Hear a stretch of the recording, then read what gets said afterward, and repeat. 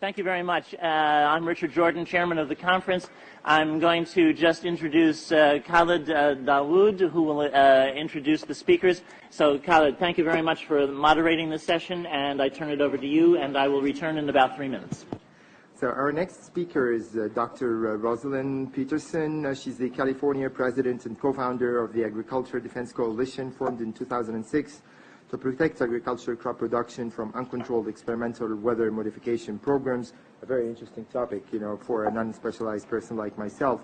But also very interesting in her CV that we have with you is also her extensive efforts to protect drinking water supplies from toxic chemical contamination in Martinez, California. That's a very interesting topic, of course, and I was actually wondering myself whether you can tackle whether the same experiments that you're holding in California could be extended to other world countries, particularly poor and developed countries like where we come from. Thank you. Thank you. Good afternoon, ladies and gentlemen, Mr. Chairman. It is a pleasure to be here to speak with all of you today. One of the things that I would like to say is that we are in a global drumbeat right at the moment talking about climate change and global warming. One of the things that is affected by climate change is agriculture.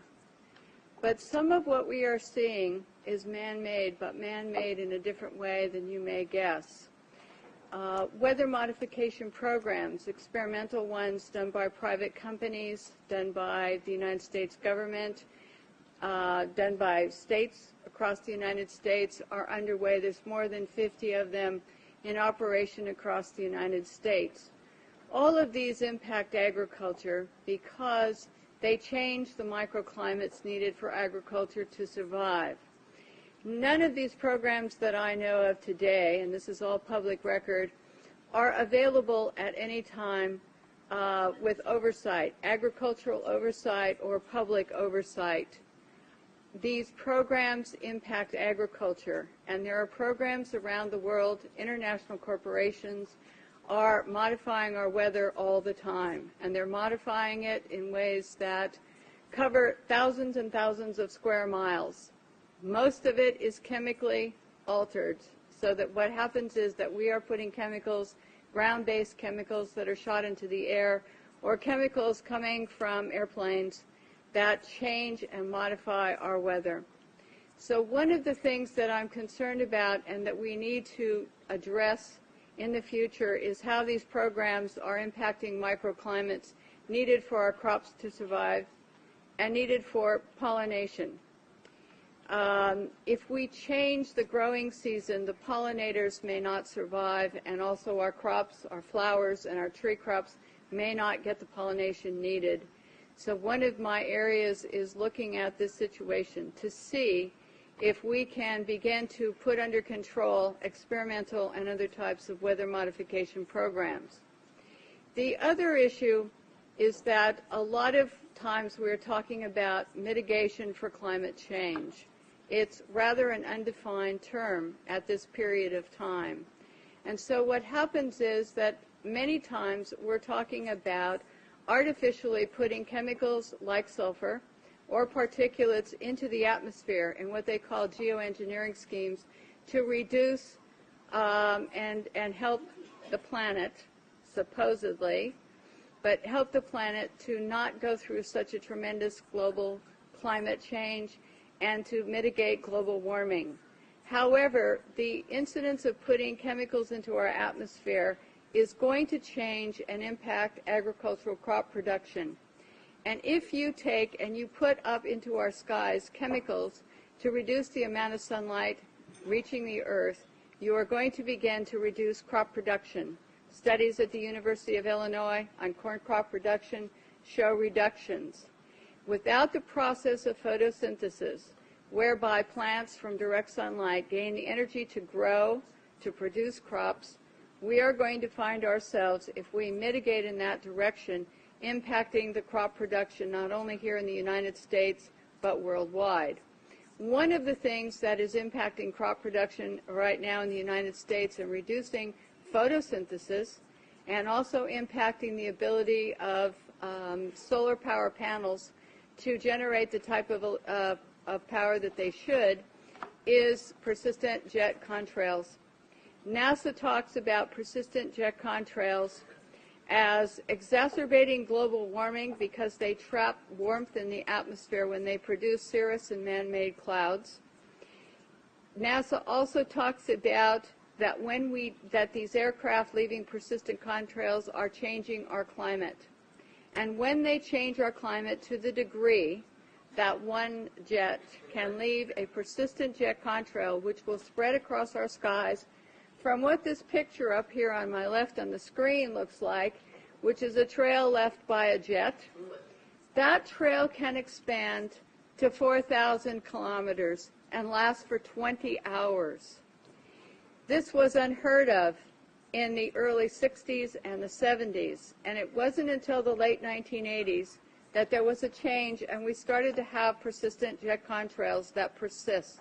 NASA studies show that part of our global warming problem could be attributed to these types of contrails and the jets that leave them. So one of the issues as we go through is, how do you like your skies, natural or man-made? And right now we are making man-made clouds, and this is trapping warmth in our atmosphere.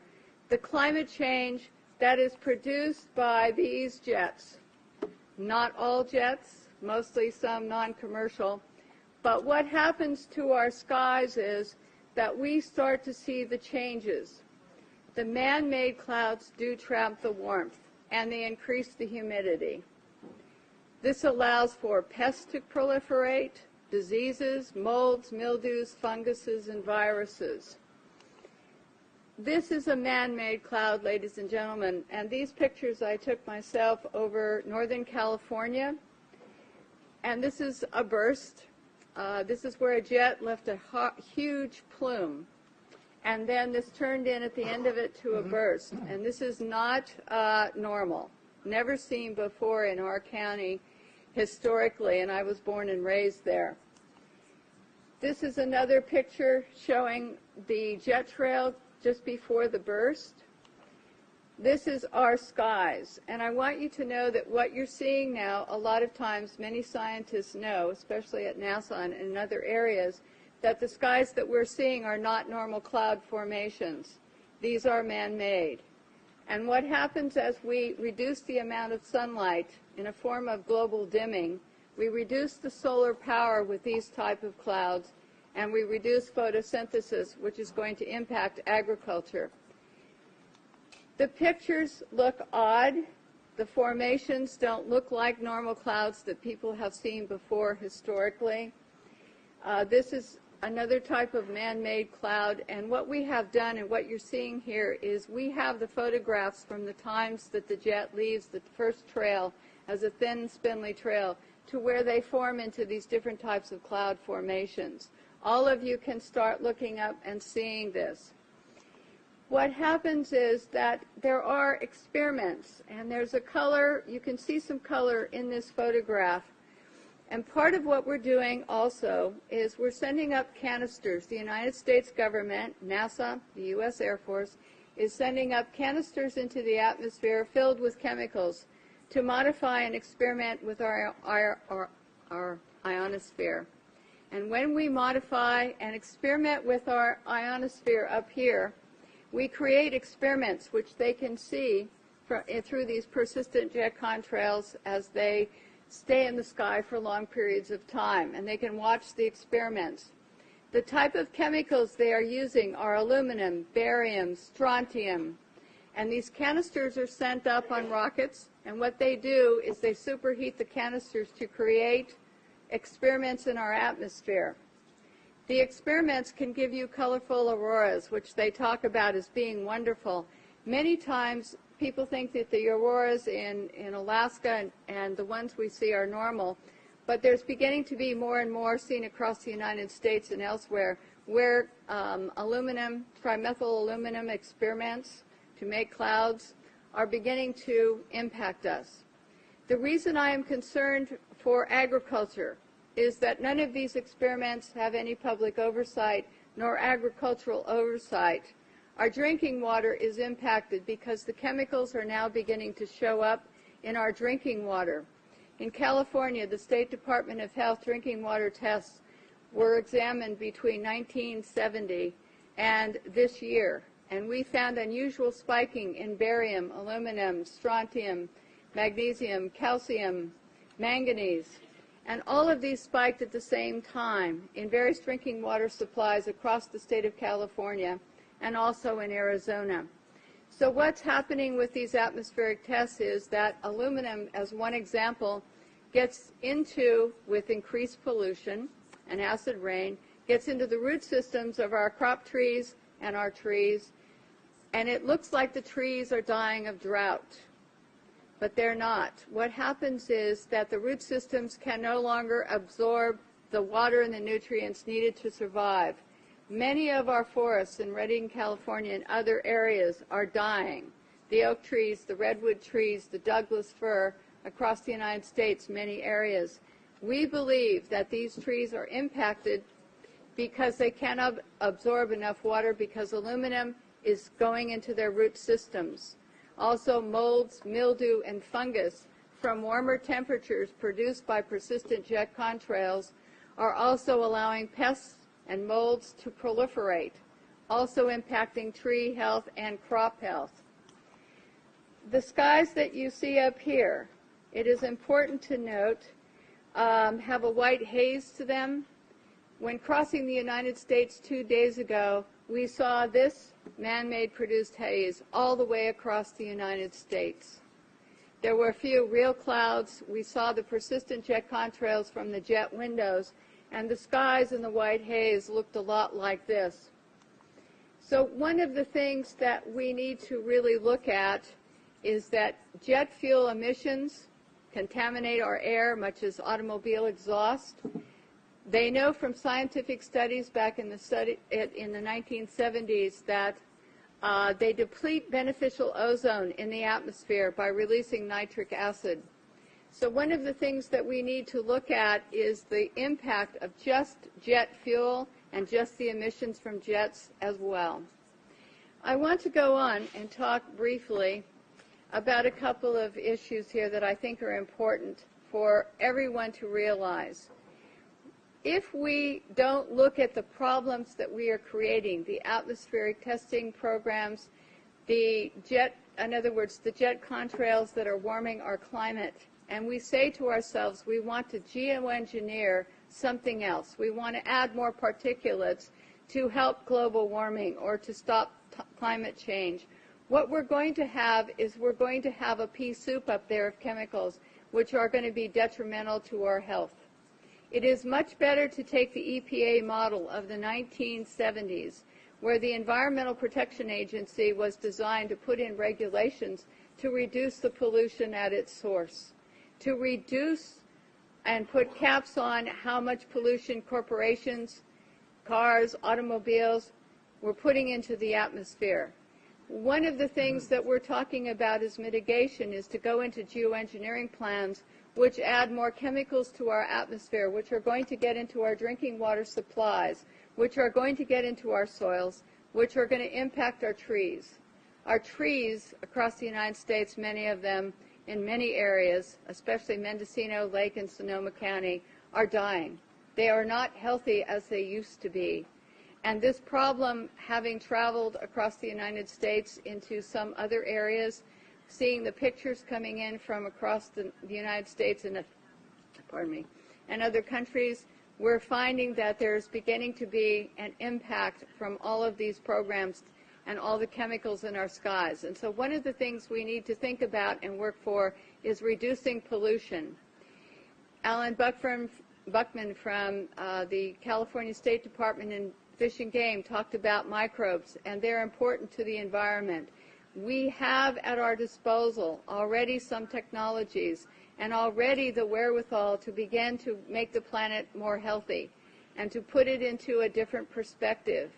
But if we go to the geoengineering schemes that are waiting in the wings, thousands of them, to put the particulates up and sulfur, then we are going to be in trouble with agriculture across the United States and around the world.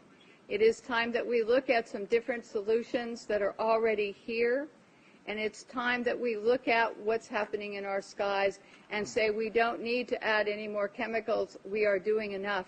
And what these experiments in our skies are doing with atmospheric heating and testing, we don't know. But the chemicals are showing up in our drinking water. So in closing, I would like to say to all of you and to encourage you to know that just what I showed you today is beginning to impact crop production in the United States. And we're seeing higher UV radiation that is burning the tips of our trees and our plants. We see the molds and mildews growing here. And we see all of this. And we hope that all of you will consider before you think of mitigation and just go forward with some of the plans that are being sold to you as almost a cap-and-trade situation, where a corporation like Planktos decides to put iron dust into the Galapagos Islands area. This is a proposal, may have already started, and to create algae blooms. And yes, they're saying, yes, we're going to help the environment because we're going to create these algae blooms for more oxygen. But what happens is it's going to impact the marine life in those areas. As a geoengineering plan, it is going to be sold. The credits for this, the supposed benefits, is to be sold as credits to people who want to pollute more. And here's the really awful twist to this, in my opinion, is if we sell pollution credits to polluters to ask them so that they can pollute more, we're only going to add more to our climate change and to our global warming processes.